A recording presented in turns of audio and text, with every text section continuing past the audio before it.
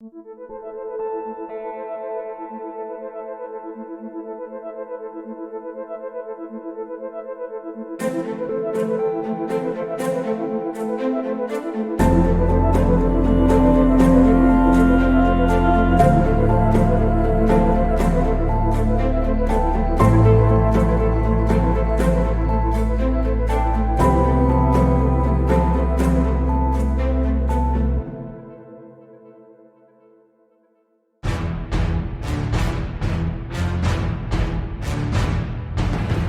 winning?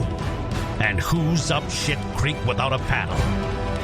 This is your stop for unbiased election projections with BS free talk, analysis, and one cranky politico's insight into the very future of the world you live in. Broadcasting from the gateway to the motherlode in Waterford, California. This is the Election Recon Podcast. And now, he's carpet-bombing partisan zealots back to the Stone Age by delivering cold, hard reality to the fanatics first class. Your host, Army veteran, political operative, and election junkie, Josh Whitfield.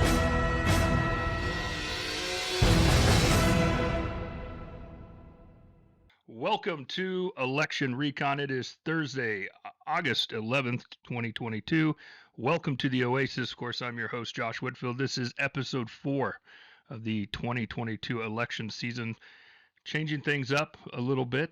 We were going to have a law enforcement leader on the show today, but apparently law enforcement waits for nobody, and there's a SWAT incident. So said guest not going to be on the show today.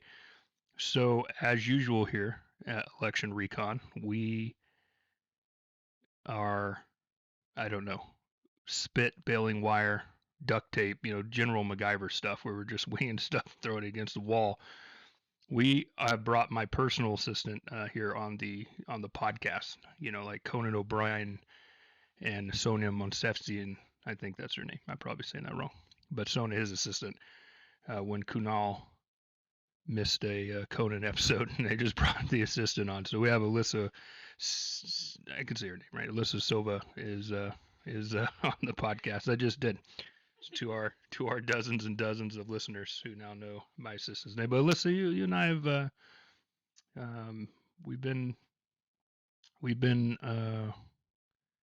known each other for a minute now. Yeah, quite a long time. Yeah. So basically, I keep trying to get rid of you, and you're still there. Is pretty much what happens. Become good at the next hurdle, so then you can't get rid of me. It's true. It's gotten so bad. Like my worst professional fear in life is you going somewhere else. So I always have to keep like the grass not just green, but like perfectly immaculate. But I think it's a fairly dysfunctional relationship. Yeah. Yeah. Because your birthday's coming up. My birthday's coming up. So like I don't believe in that whole sign stuff, but I do believe that people born around the same time of the year share similarities in personality, and a lot of the things that piss you off and annoy you piss me off and annoy me. So it doesn't mesh well. No, like there's no balance, right? Like when I'm pissed off, you're usually pissed off, and then yeah. So how this has worked, you've been my assistant, what now, for like 3-4 years? Yeah, just around there. Yeah. And, yeah, well, I definitely couldn't live without you, but I don't know how I live with you professionally. I think you probably would say the same about me. So, for, those of you who are listening, before we get started here with the election snapshot, the cigar of the day is a simple Cohiba today. We did not go fancy. It's like Alyssa's making fun of me here in the studio because there's it's like a graveyard of cigars because it's been a trying week. There's been a lot going on politically this week, and the more stressed out I am, the more cigars I tend to smoke. It's like my last vice. I don't drink a whole lot anymore, but I smoke way more now. I notice the less I drink, the more I smoke. You gotta have a vice. You gotta have a vice. So let's go right into it, folks, into the election snapshot here. Um, not a whole lot of shift from last week to this week, but again, 4 episodes in a row, 4 shifts to the left. The Democrats still holding a 51-49 seat advantage in the election recon model. That's a pickup of 1 seat for the Democrats right now in the Senate. I gotta watch the ums. By the way, that's your job. You have an count? I have an count. Apparently, and it's been very bad. The ums and the uhs this season. People are starting to have drinking games and threatening to like sue over alcohol intoxication because it can get like into the 50s and 60s. We're at 15 already. It's not good. All right. Well, okay. Alyssa's job on this podcast is to keep me from saying like should whack me over the head or something. Anyway, there we go again. This is terrible. I keep telling them every week I'm gonna get it fixed. It's not. It's a total lie. Back to the election. The House, the Republicans lose a seat in our model in the House, now up 13 seats. We're still very confident a Republican take over the House, but we don't agree with a lot of the right-wing prognosticators out there, a lot of the YouTube and social media voices that we're going to see a 30-40 seat pickup. Could it happen? Absolutely. I believe it absolutely could happen. Will it happen? I don't know. And right now, if the election were held today, our model, which has been very accurate in 2020, a lot of you guys send hate mail in. It's inevitable. If we say something nice about Republicans' chances on the show, the Democrats write in and you complain and tell us we're wrong. And if we say something nice about the Democrats' chances, the Republicans write in and tell us that we're crazy wrong. But this is, as always, data driven. It's not our personal opinions. This model is purely mathematical. I guess it's subjective in the sense that Lauren and I have weighted the things that we feel as election professionals is important in an election. But our personal opinions, and Lauren is a Democrat, I'm a Republican, our personal opinions don't go into this. And everybody needs to be reminded of that fact. And we pretty much nailed the 2020 election. Maybe not so in the House, but everybody missed the House because polling was so atrocious. But we were way closer than most. And we nailed the Senate. We nailed the presidential election. So, will we be wrong this year? It's certainly possible. 2 elections in a row don't make a pattern yet, but 3 may. And if we get 3 elections right, I think it's safe to say that, my big head will get bigger. It's a dangerous slope. Yeah. So, Republicans, 13 seats. We'll talk about the flips and such here. The flip this week, as you can see on the screen now, comes out of the Michigan 3rd, where the moderate candidate, Peter Mayer, was voted out, was replaced by a more conservative pro-Trump candidate, John Gibbs. In our model, that significantly shifted the race from tilt Republican to tilt Democrat. Democrats now favored to win that seat. However, the national electorate is really going to decide a lot of these middle ground seats, and the names don't really matter a whole lot. But in this case, it matters enough because first, the Michigan 3rd is a heavily Democratic registered district in a fairly establishment part of that state. Mr. Gibbs is certainly a viable candidate, could definitely win that seat, but I don't know if his Trump endorsement helps him in that seat. So our model definitely doesn't believe that's the case. Democrats pick up that seat this week. You can now see on the screen the plethora of other seats that have moved in our model without a rating change or without flipping from one party to the other. And that's basically where the election recon model currently sits. No changes in the governor's race, no changes in state legislatures. Our model has Republicans at 84% chance to take control of the House of Representatives. That's down very slightly. And the Democrats having a 58% chance to retain control of the Senate. That's up very slightly. Let's take a look at the 538 model, just to contrast against ours. They have significantly moved the Democrats, now 60-40 in their model, to control the Senate. I guess ours is similar, but remember when we started this 4 weeks ago, 538 was to the right of us. We were to the left of 538, which really surprised us here. So we are definitely back to the right of 538. 538 has its 60% chance that the Democrats hold on to the Senate, and they remain 80% chance for the Republicans to take control of the House of Representatives. Let's take a look at polling. The president's approval back up above 40% in the aggregate. And that is, we've seen in the polling data, folks, gas prices have fallen significantly across the country. But 40% with a 55.9% aggregate disapproval is still terrible for the president of the United States. Let's be clear on that. Democrats certainly, this is good. As you can see, for those of you watching here on YouTube, this is a significant increase over the last 15 to 20 days.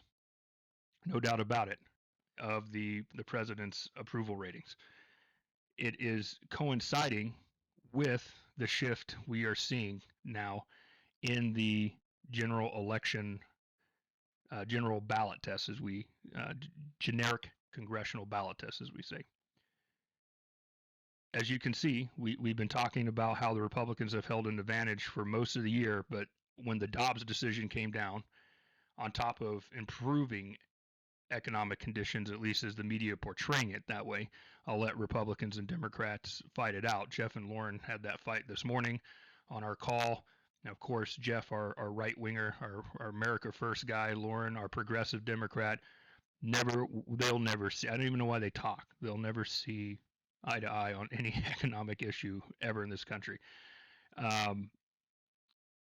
But certainly there's been a shift in the electorate this summer. It's gotten much closer. Republicans were up about 2.3 percentage points in the aggregate, 30 days ago, and now it's 0.1% for Republicans. But we need to put this with a caveat. We had a lot of Republicans accuse us of dooming and glooming them last week.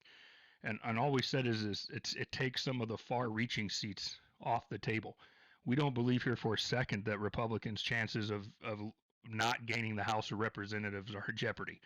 It's just a matter of, is it going to be 12 seats or is it going to be 40 seats? That's really what we're talking about. Somewhere between a swing right now of 10 to 40 seats. 40 seats would be a catastrophic night for the Democratic Party. 10 seats would be a really good night for the Democratic Party, but 10 seats still means the Democrats lose control of the House of Representatives. That's how tight it is. And remember, Republicans picked up 12 seats in 2020 in a Democrat 1 to 1.5% advantage nationally. More Democrats voted than Republicans across the country, but everyone forgets that congressional races are more local, and there are bigger states out there and smaller states out there. So the point I'm trying to make is Democrats can run up the score in states like California, Illinois, and New York in the overall popular vote, but still do terrible in the Midwest, the South, and the Southwest, for instance. And that's exactly what we saw in 2020. That's what has put Republicans in such a great position to win the House of Representatives in 2022, is the victories they had in 2020. So taking a look at the polls real quick, we have Fox News, who came out with a poll today. It's 1,002 registered voters. They have the race as a dead tie. Again, that is still a shift away from Republicans. Fox News had Republicans +2 a couple weeks ago. Economist YouGov, Democrats +6. They continue to shift to the left in their polling. That's another registered voter poll. And then Politico Morning Consult, Democrats +1, again, registered voter poll. No likely voter polls came out this week. Remember, registered voters tend to favor Democrats in the weight. Likely voters right now in the electorate tending to favor Republicans. That's why you see here, for those of you watching on YouTube, the likely voter polls all show Republicans up, and the registered voter polls all show the Democrats up or much closer. So we'll continue to watch that, but certainly we've seen a somewhat permanent shift right now in the electorate according to the polling. And, that's just where the state of the election currently stands. But just like Dobbs kind of shifted things, the abortion decision by the Supreme Court certainly moved some independents away. Okay, there was some major news this week.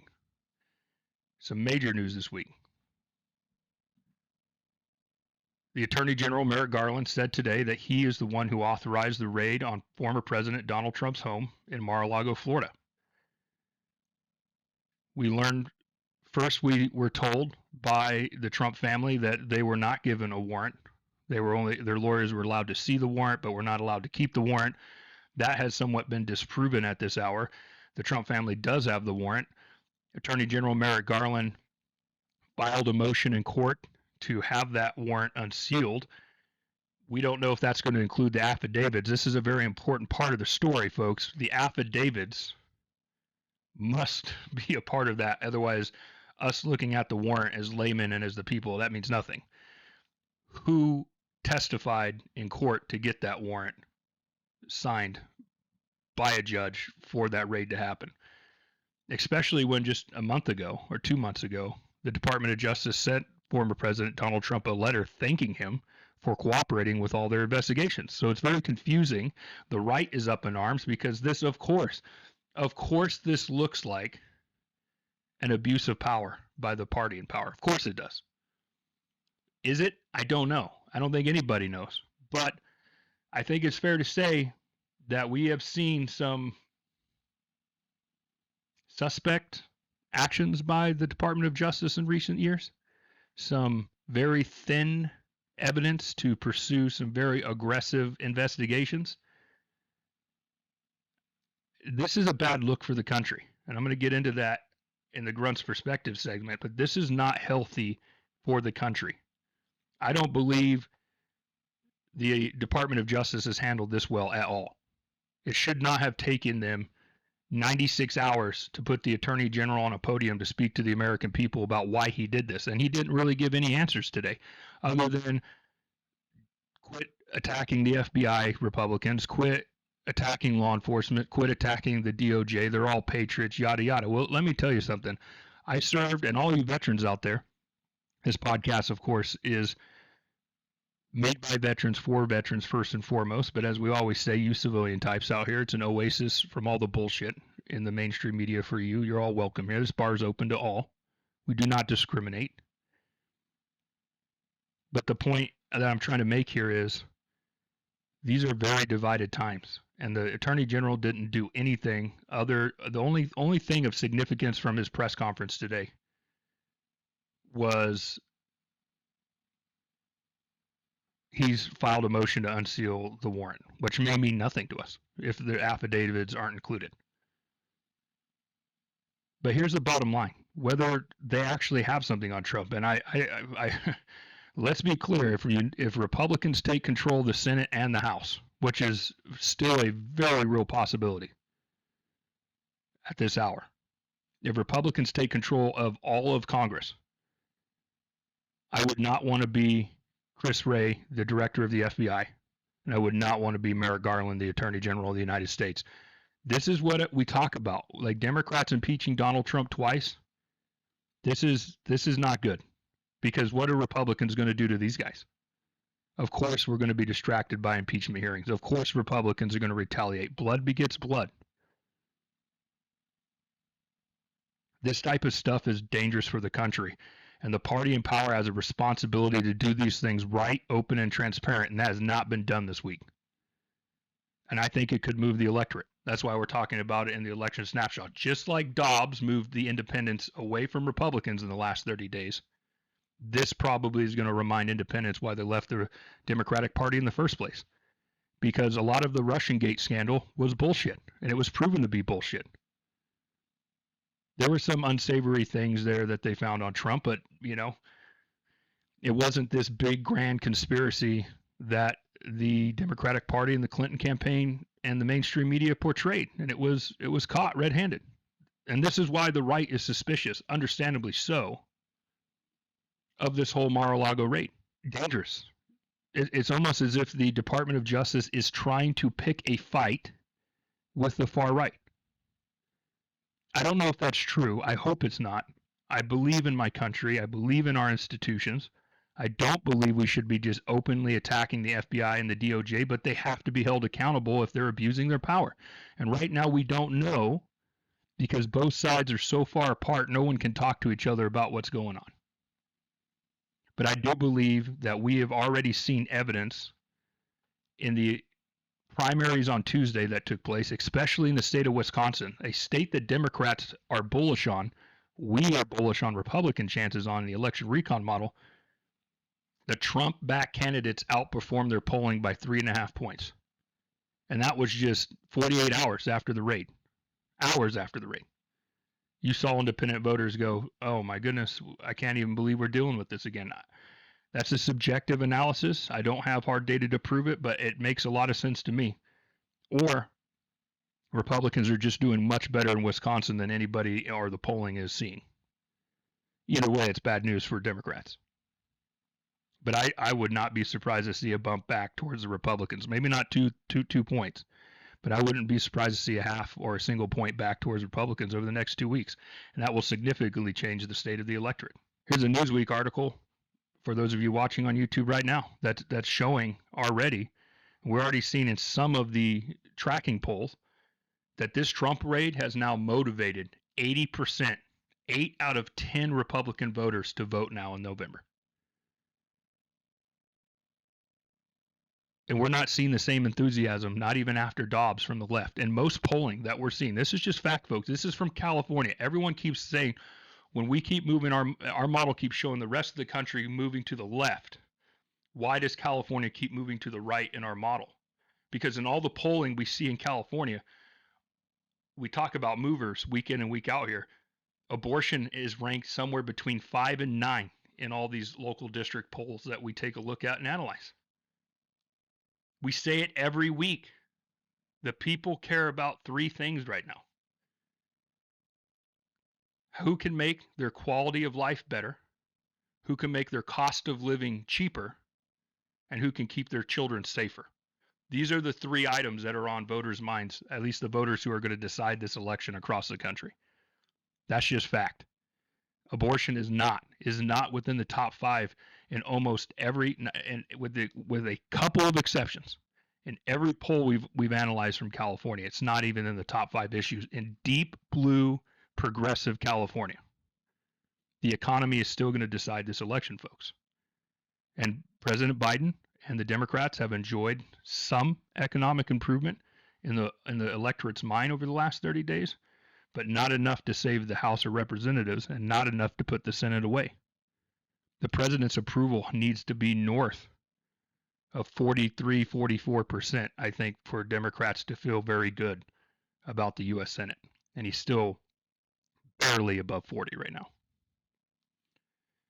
And that is the election snapshot this week. Let's real quick before I get out of control, in my opinion, in my diarrhea of the mouth.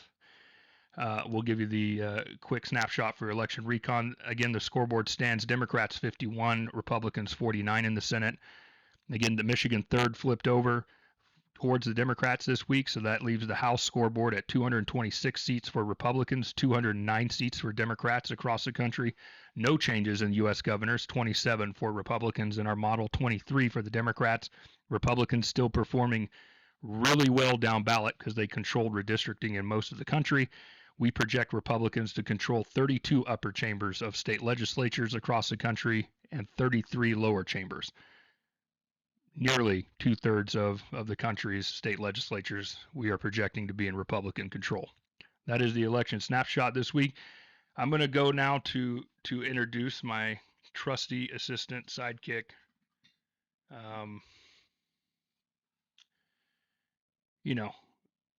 Thorn in the side, barrier, obstacle.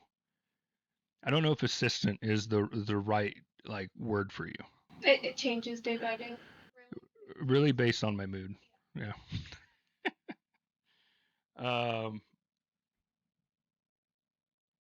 Alyssa, you are a graduate of the Modesto Junior College here in California, home of the Pirates.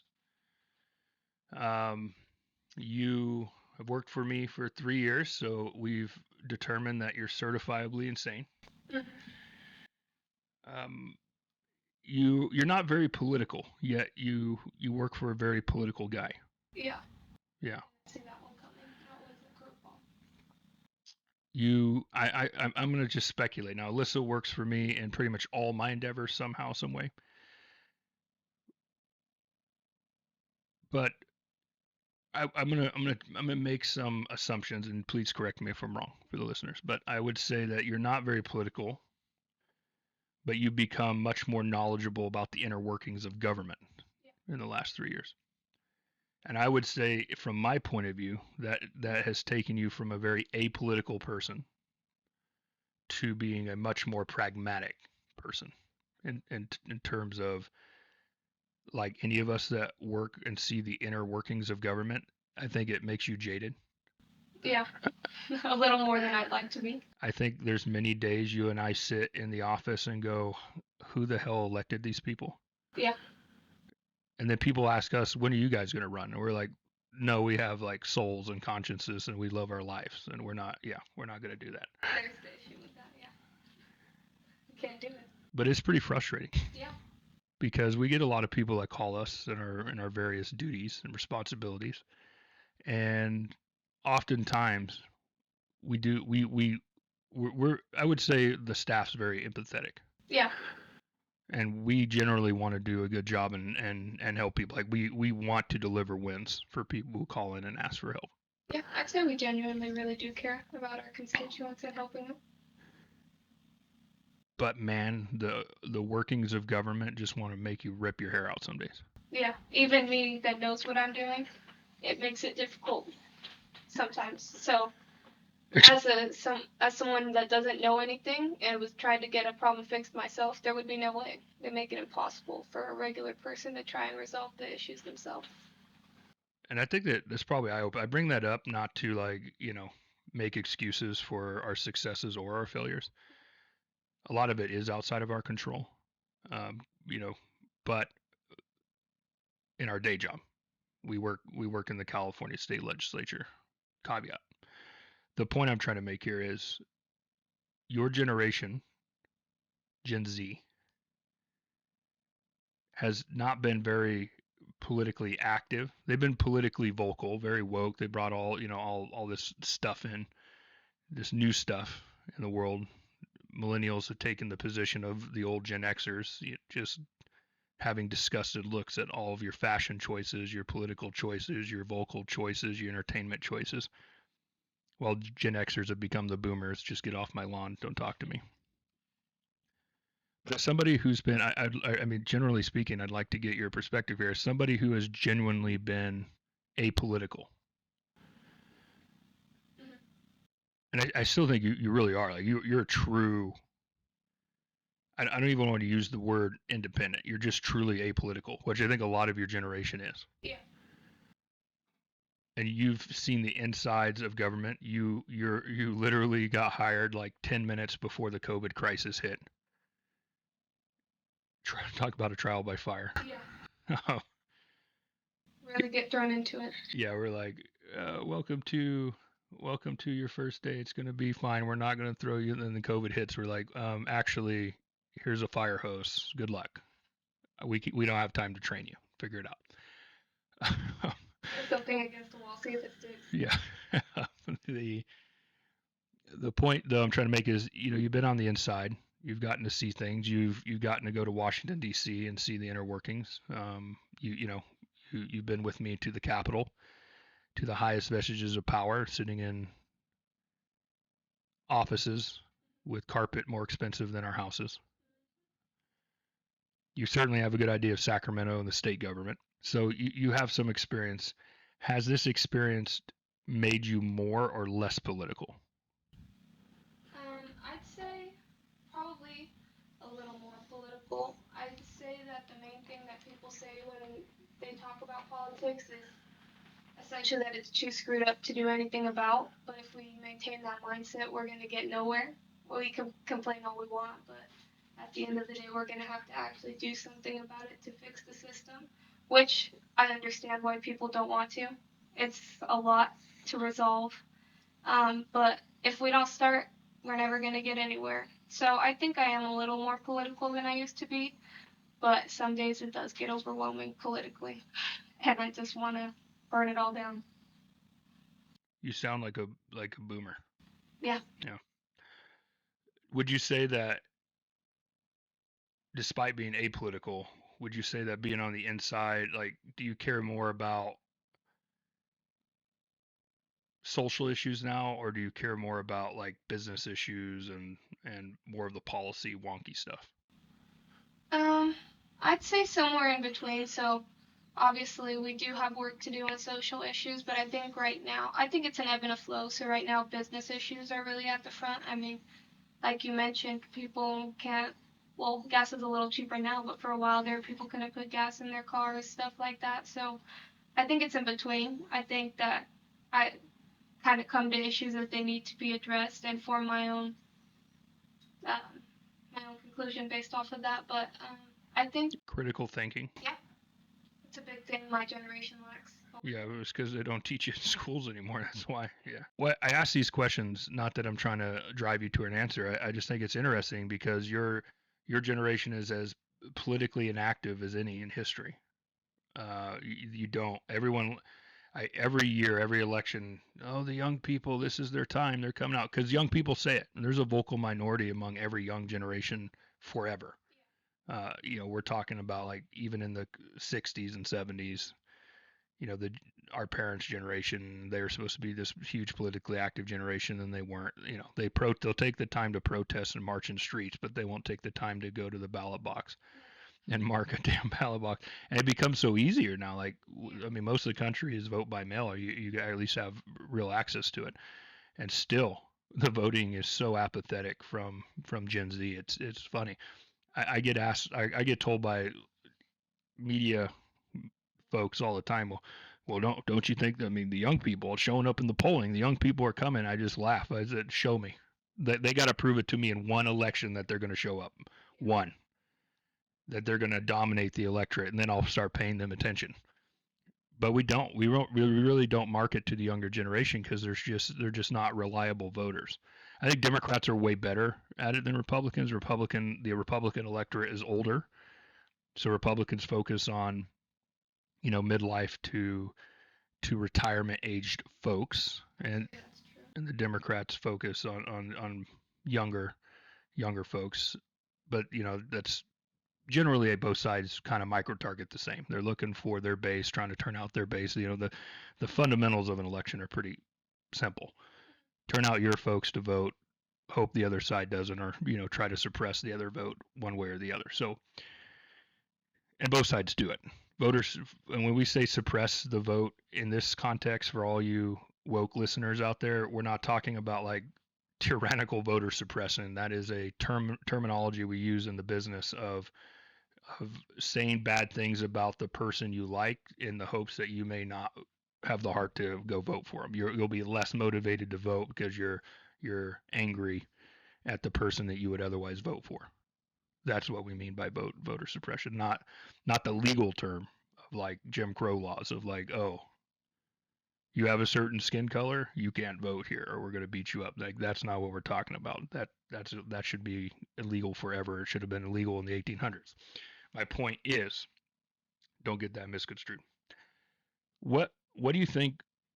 Because I have an answer to this, because I think it's a pretty common sense answer, but I'd like to hear what you think. What do you think is it going to take to get your generation politically involved? And part B to that, do you get a sense that your generation is becoming more politically balanced, or do you feel like your generation is still, as it was 2 years ago, pretty hard in the paint for the left? I say that we're there to get involved politically. Things have gotten pretty bad. I mean, everything you can think of seems to be happening to this generation, and I mean those to everyone now. But I feel like if anyone was to become politically involved, now is the time. I definitely feel like I see a lot more of my generation getting involved.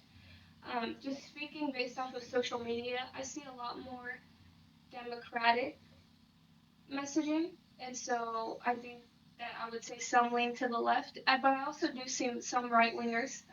I see a lot of Joe Rogan on my Instagram with people posting him. Oh, really? Yeah. See, I wouldn't. That's funny. Real quick, just as I don't want to interrupt, but I think that's interesting because most people on the right would not look at Joe Rogan, and I think most people on the right see Joe. See, I love Joe Rogan. By the way, Joe Rogan is my second favorite podcast that I listen to. Bill Burr, as you know, is my first. Bill Burr's Monday morning podcast is just gold for like I just have to laugh. Like he just makes me laugh at the world, and you need that in this job, I think. But Joe Rogan, I love Joe Rogan's podcast because I just it's just two guys talking over a beer, or in Joe's case a blunt. But but the point I'm trying to make is he's libertarian, and that's why I love him, because I'm so libertarian minded. He's I don't think anybody on the right, myself included, would look at Joe Rogan and go, "That's a conservative." We'll see. I've never clicked But on his, so I could have been wrong. Yeah. but no, because this is the thing. Like everybody on the left, especially because of the whole COVID thing and his stuff, like have turned him into this right wing guy. And I don't think that's true. And I think that's a big part of the problem, is how we paint with such broad brushstrokes. I just think Joe Rogan is Joe Rogan. I think he's very libertarian minded from my assessment of being a long time listener to his podcast. He comes across to me that way, but I still just I'm not going to be able to like completely tell a man's politics just based off his podcast. I don't know how he votes. Nobody does. But he has a right to his opinion, but it's just how tribalistic we get. So I just find that interesting that your generation also sees him as some right wing guy now. So. Yeah, well, like I said, I've never taken the time to listen, but of what I've heard from him, he's always been portrayed as right wing. So that's interesting to hear that he's more center, or he's portrayed as more center. But like with everything, I think that those who really believe in their values on the left and those who really believe in their values on the right are going to be posting. So I feel like there's a lot of in between people like me who don't necessarily lean one way or another, but they still get out there and vote. So I would like to say that my generation is voting, but then again, I haven't seen the data that say so. Right. Well, I mean, but see, I think as your generation, and you guys are starting to get there, the bulk of your generation, right? You're starting to come into the age of marriage and family and owning businesses and all that. And I think there's not universally, but I think we see it in every generation when you start having to like pay real taxes, and then you realize, well, the government takes how much of my paycheck, and this is what I'm getting in return.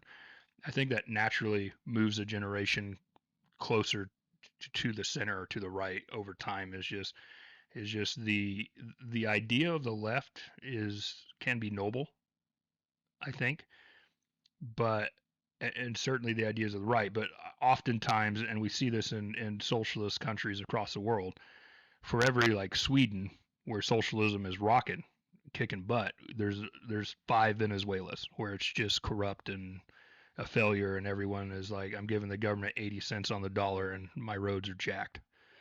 And and here in California, I mean, we certainly experience that. So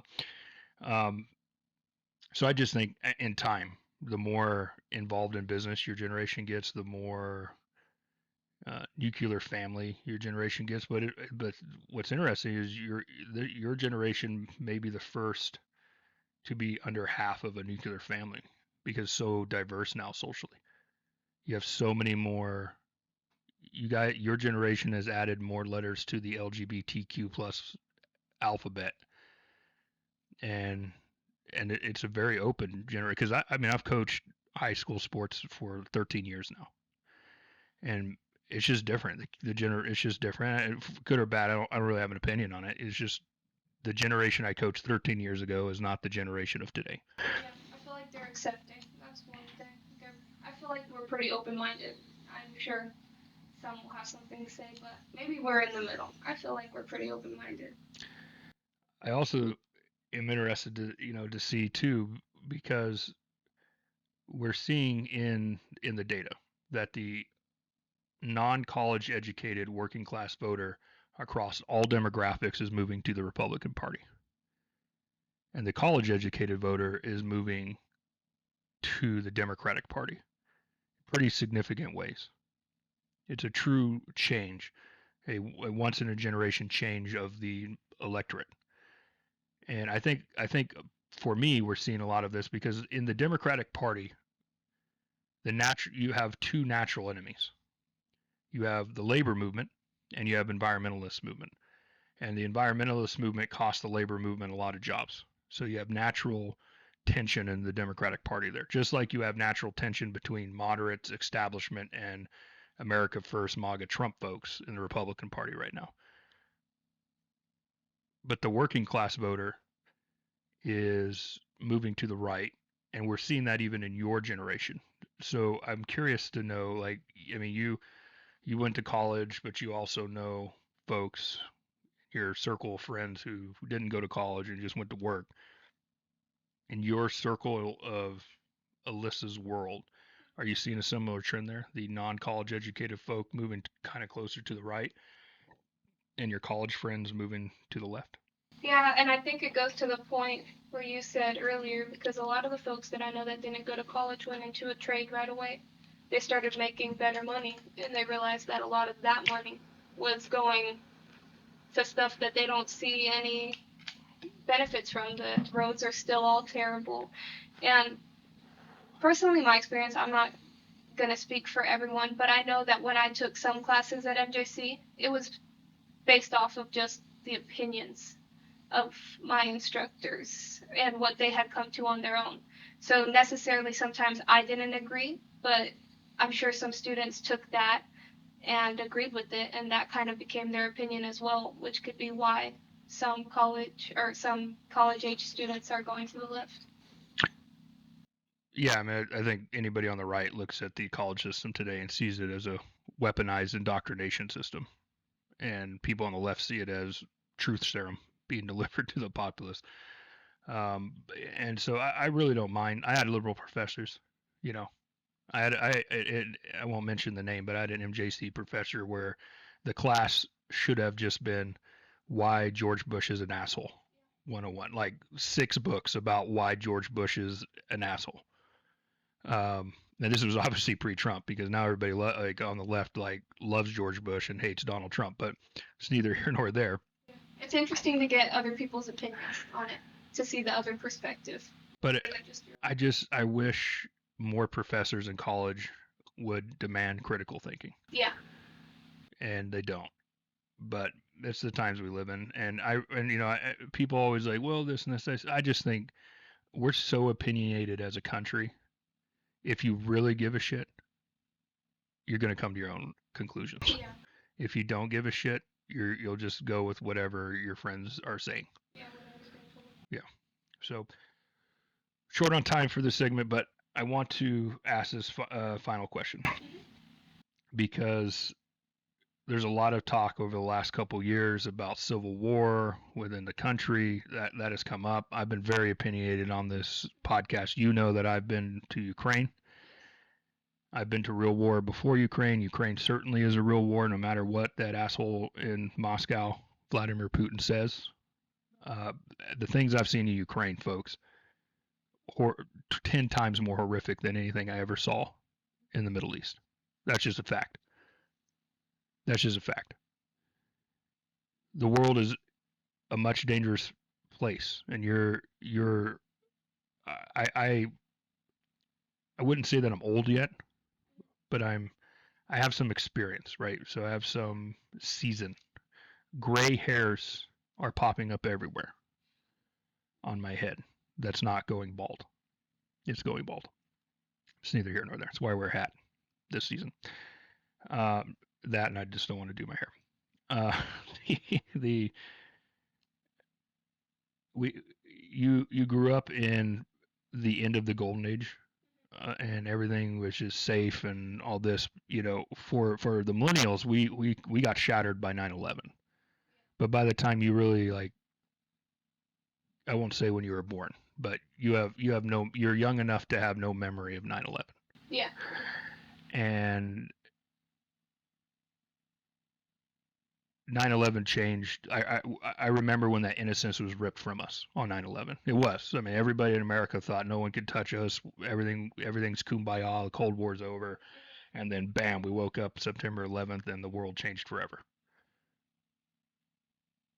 I kind of feel like somewhere in between 2016 and 2020 that happened for your generation. I'd say it started with, so what I've seen in my generation is it started with COVID. It was brand new. Everyone was really scared. And then everyone started coming to, and they were like, okay, we'll move past this. And then after that, we got hit with more COVID, and then whatever else popped up in COVID, there was some crazy thing about aliens, I'm not sure. After that, then there was We'll have to do an episode on that. the war in Ukraine. And I know personally with the war in Ukraine, all over social media, it showed some very horrific things. Like, a lot of my generation was joking, I think, to try and cope with it, but it was terrible. And you were seeing things that you would have never seen before. And so I think that opened a lot of people's eyes too. But and here at home though, I mean, we've seen rioting from both sides. Yeah. Everyone talks about January 6th, which I have strong opinions about. The fact that the Capitol was breached at all is a travesty in my mind. I don't care how much hate from the right I get. There are things that should be sacred from in American constitutional republican democracy. But how often the mainstream media forgets that for 2 or 3 summers before that, entire downtowns were put to flame, businesses were burnt to the ground. So we're in very unsettling tribalistic times. You saw in your hometown a right-wing militia show up on the streets. Yeah, and they were allowed to. It's just, we can't keep playing tit for tat and blaming everyone else. We have to come to the middle at some point. We can't just keep staying on our side and blaming everyone else. We have to. My last question is this, because we got to wrap this segment up. We're going long. And I generally want to know this. As an apolitical Gen Zer who has 3 years of experience now being inside instead of outside, do you believe that this country could tear itself apart and actually do you lie and wake at night? Do you think like, hey, we could actually go to civil war and people can start shooting at each other, red states versus blue states, yada yada? Yeah, my brain goes to worst case scenario a lot of the times, so I do think that. But I feel like that message is also really pushed. I think that for as many bad things as we see, there's good people out there that are trying to work us back to the middle and trying to do the right thing. Like, it's easy to say that all politics are bad, but I see a lot of good politicians who are putting in a lot of work despite being told every day that what they do is terrible and that they are making this country worse. They're often the politicians who don't get any TV time. Yeah. You think that's a coincidence? No. Because if it doesn't bleed, it doesn't read. But the people who are actually doing the work of the people, no TV time, no radio time, no time at all. You're right. So we're going to go now to the Grunt's perspective. Alyssa, thanks for being a good sport and emergency filling in today. But we're going to go now just on that topic about Civil War. We're going to go to the 11th hour from MSNBC here and see a little clip. And then I have some very strong feelings, as you guys know from the first season, about all this Civil War talk. The news of the FBI searching Donald Trump's Mar-a-Lago home sent MAGA world into a complete frenzy. As soon as the news broke, there were enraged posts threatening to take up arms, with supporters wanting to make their enemies, quote, cry out in pain. So let's discuss with the man who knows, who has to monitor all of this for us. And for that, we are grateful. NBC News senior reporter Ben Collins. He covers disinformation and extremism on the internet. Ben, describe what you are seeing online. This is the worst I've seen it since January 5th, probably, of 2021. These are people emboldened who are ready for the Civil War. That's the way they're talking right now. They're talking about flipping over their flags to show that the nation is in distress. They're talking about buying more ammo and buying more guns. And they're talking about how the time for organizing is past and that they have to start going into action. That post that you just saw, the top post on the Donald, which is where a lot of these people planned for January 6th. They posted maps of the tunnels underneath the Capitol. They posted their staff. I don't want to get too much into January 6th.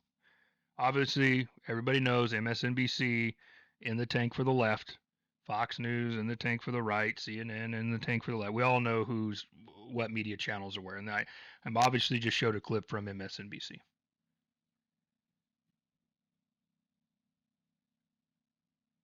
Two years ago, in 2020, it was the right wing, almost exclusively talking about civil conflict, civil war, all this stuff. Now the left is worried about it too. I'm a student of history, folks. Okay? There are a great many parallels between the 1850s and 60s and the 2020s. We are tribalistic in a way we have never been before. The middle ground is so diminished. So many people have picked sides that nobody is talking to each other. It comes back to that old song. We say it here every week. What we have here in the United States of America is a failure to communicate. If we quit talking to each other, this experiment is over. Or at least it's going to be put on pause like it was in the mid-1800s until we can work it out. For people calling for a civil war, you better be goddamned careful what you ask for. A lot of you keyboard warriors out there, right and left, and let's be clear, this MSNBC clip clearly slanted to the left, okay, but we all have seen the riots. We have all seen left wing. We've all seen Antifa. Militant extremism is on both sides. It's on both sides, whether you hardcore Republicans or hardcore Democrats want to admit it. Both of you are acting the fool. And to Alyssa's point earlier, 80% of the country doesn't give a shit. They're just trying to put food on the table and take care of their kids. The real revolution in this country is going to be to whatever side kicks this nonsense off and threatens people's livelihoods and their children and their families. That's what's going to awaken the real sleeping giant. That's just a fact. Nobody. You better be careful what you wish for. Civil war and civil unrest. There is no glory in war. Any real veteran will tell you that. Go to Ukraine right now and talk to a Ukrainian soldier about frickin' glory when he's been through 15 villages that once had tens of thousands of people living in it, not one goddamn building standing. Sectarian violence is a terrible, terrible thing. It was in our first civil war. It is right now in the Middle East, and it is in Ukraine. It's the most horrific thing anybody could ever see. And for those of you calling for civil war or glorified about some revolution or some cause, right or left, Antifa or right-wing militias or whatever, you're all idiots. You're all morons. You don't know what the hell you're talking about. And your talk is dangerous. Because we do live in very divisive times. And the more people threaten each other with the God's gift of social media, the cesspit of the world, the closer we come to the breach. And the moment we cross that line and start shooting or killing each other over sectarian violence en masse, because it's already happened. We've had left-wing nut jobs try to assassinate Republican congressmen at baseball games. We've had right-wing nut jobs shoot left-wing people. We just had some left-wing nut job try to literally assassinate a Supreme Court justice in what is supposed to be the freest country in the world. People need to slow their goddamn roll and know what they're asking for and talking about. Because if it does come to that, I'm telling you folks, this country and your children will never be the same. The innocence will be gone. You want to talk about 600,000 people, just military casualties in the Civil War in the 19th century? You're going to be talking about 6 million casualties in a civil war in this country. And there was some peer-to-peer power between the military and the populace. There wasn't fighter jets, smart bombs, nuclear weapons, submarines, strategic bombers, stealth fighters, attack helicopters. like, I don't know what either side thinks. Like, do you really believe the U.S. military is just going to sit idly by as civilians kill each other? No. They're going to do what they always do when rioting gets out of control. Like in Ferguson or wherever, and the National Guard comes in and has to play police force. And everybody goes home because no one has the ball sack to challenge the U.S. active military, and they shouldn't. That would be a bad day for everybody. And it's terrible every time we have to bring the military in to do the police job. Because the military's job, folks, is to fight the enemies of the state. But when the military is brought in to police the people, inevitably the people become the enemy of the state. 100% of the time. So it's never a good thing when we have to bring the military in to bring in order. Be careful about what you say. Be careful what you wish for. And make sure you know damn well what you're talking about before you get on your keyboard like the coward that you may be and talk about bloodshed, civil war, revolution, and all this crap. You better know goddamn what you're talking about. And that's the Grunt's perspective this week. Alyssa, what do you think? I agree with what you just said.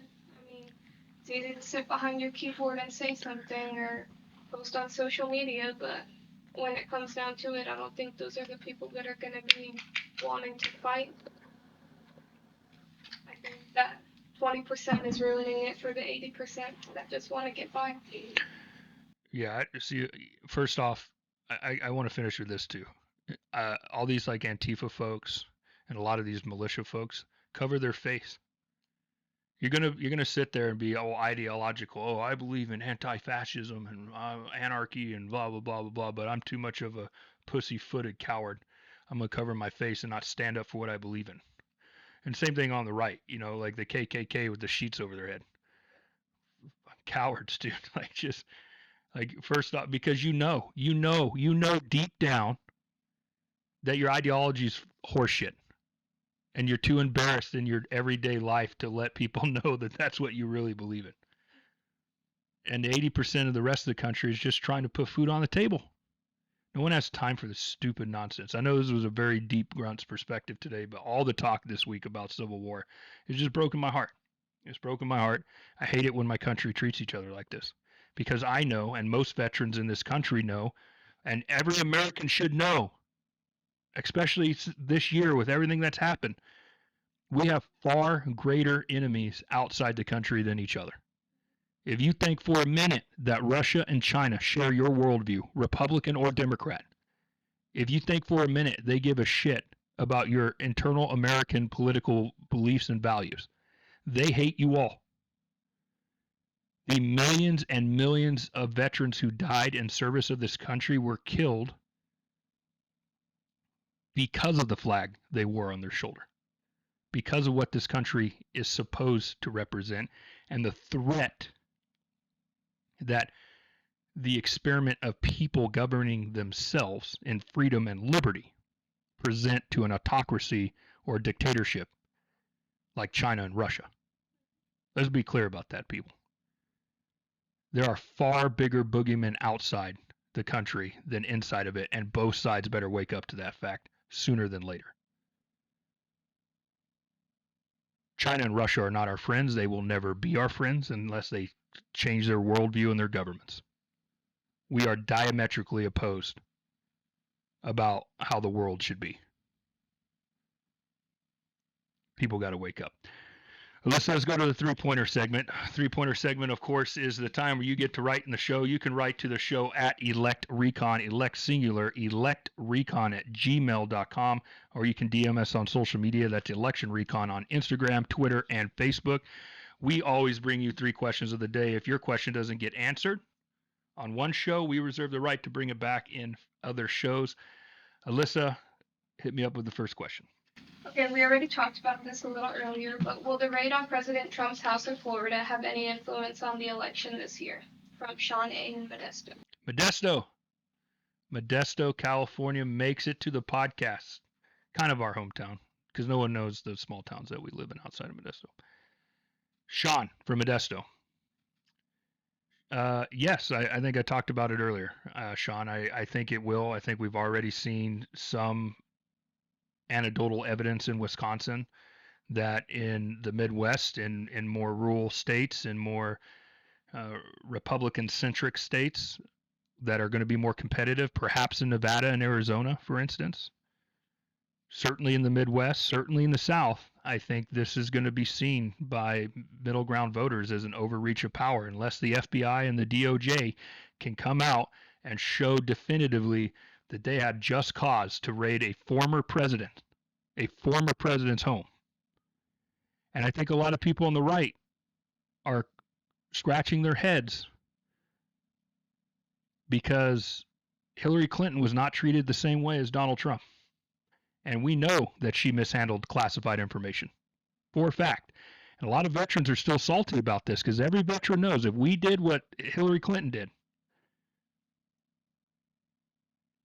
we would all be in Fort Leavenworth right now under charges and indicted and convicted. No one should be above the law, Sean. Nobody should be above the law. If Donald Trump broke the law, he should be held accountable. I want to be very clear about that. But everything anyone has ever brought against the guy has not stuck. No indictments have come down. The Southern District of New York has been investigating this guy probably forever. I'm very skeptical. I'm very personally skeptical that there's anything of value there. And they're going to have to justify this. If they don't have a good reason for this, if this was a big nothing burger, this is going to be a political catastrophe for the Democrats with the middle. Because I think you're going to get, because again, we're seeing in polling in deep blue California that abortion, while on the list of 10, is on the lower side of that 10.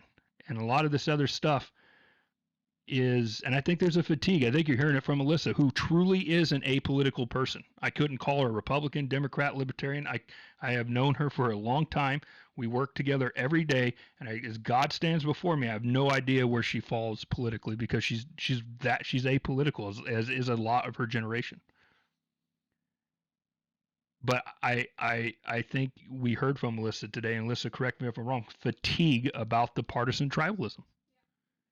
I think there's a lot of people after this economic hardship and COVID and all this stuff that just wants the government to go back to governing and doing its job and quit with all this ideological bullshit. And yes, so I think there's a lot of people right now who see this as a gross overreach of governmental power, who see this, the optics of this are terrible. I'm not saying that's what it is. We don't know what it is yet, but it looks terrible, and looks matter.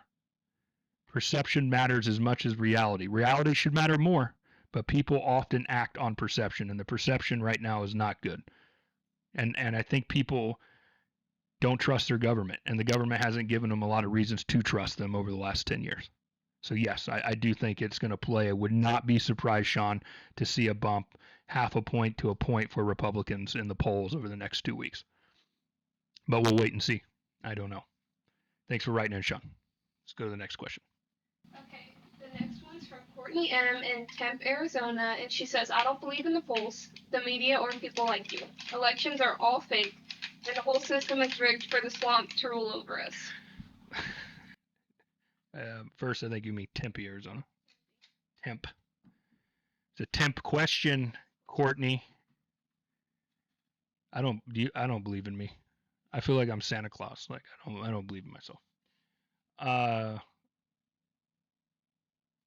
Courtney, I will say this. I'm going to assume that you are a Trump Republican based on the email that you sent in. Thank you for writing in. You know we're thick skin here. We're veterans. Alyssa's not a veteran, by the way, but she works for a veteran, so you know she's like grandfathered in, honorary member. Yeah, listen, polling has not been great in the last half decade. We know that for sure. I mean, the facts are the facts. Polling has been terrible. I don't care how the mainstream media tries to justify or obfuscate. It's been terrible. No doubt about it. But I still don't know of anything scientific better than to take a snapshot in time of the election than doing a scientific poll. There's going to be errors. There's going to be bias. There's going to be shenanigans across the board. don't believe in all the polls. That's why our model takes in, and you can look at our methodology at electionrecon.com. Our methodology, our model, the ER model is right there. You can take a look at exactly how we hedge against polling to come up with the numbers and the prognostications that we're getting.